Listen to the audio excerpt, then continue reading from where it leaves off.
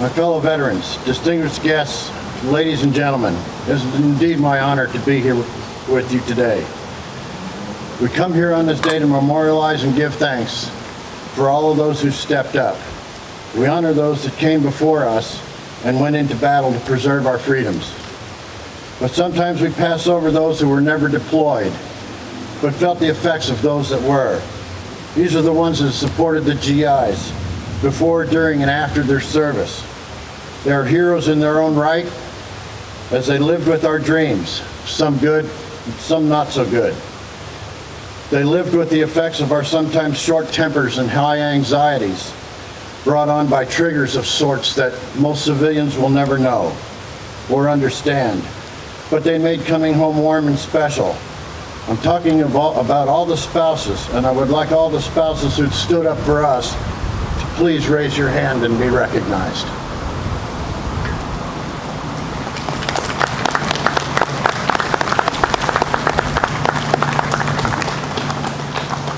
As we pause together this Memorial Day, we must never forget the price of war.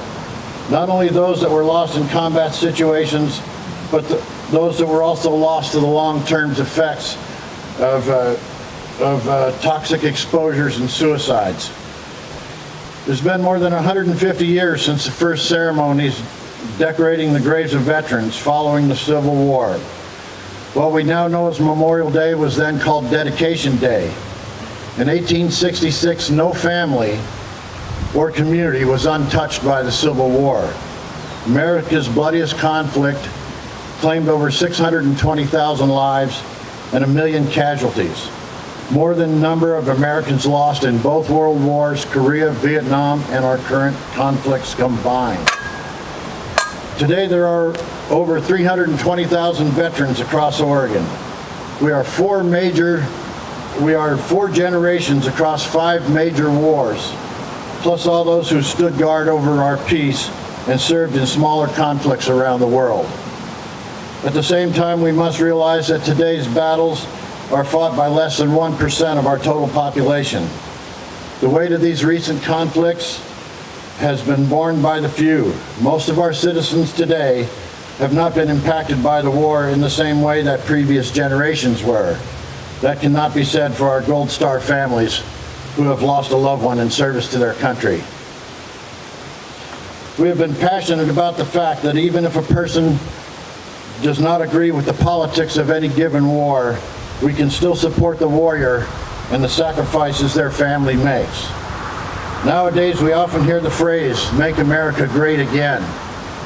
But for those who served, I don't believe we ever thought that America wasn't great.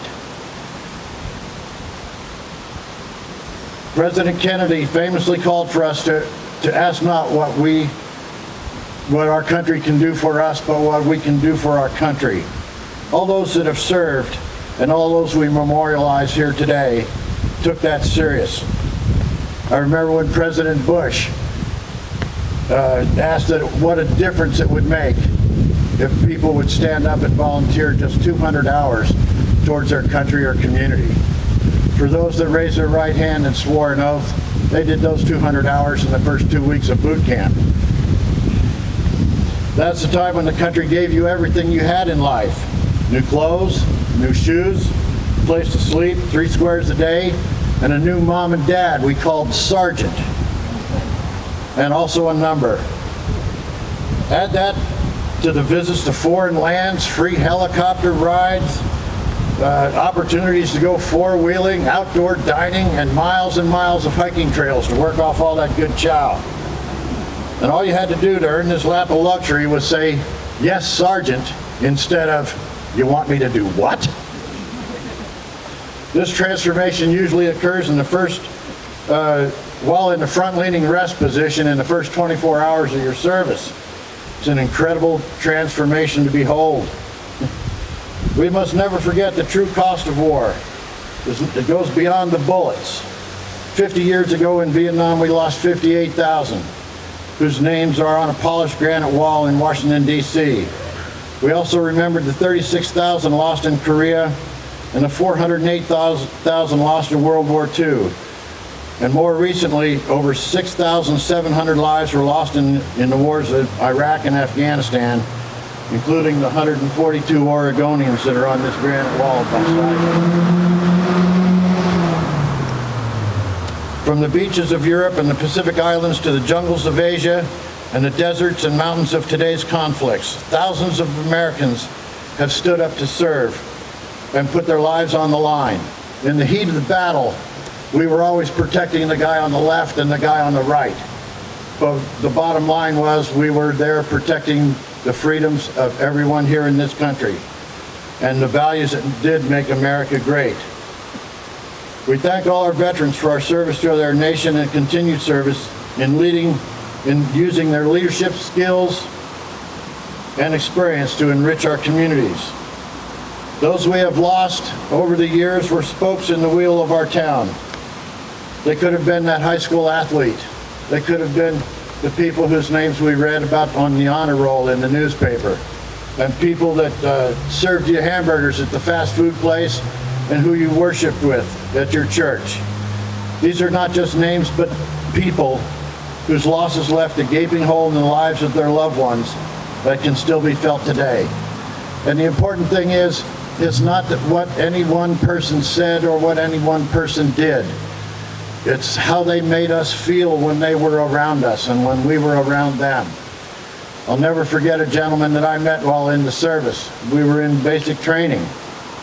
And I was at Fort Ord. It was winter time. It was cold and raining.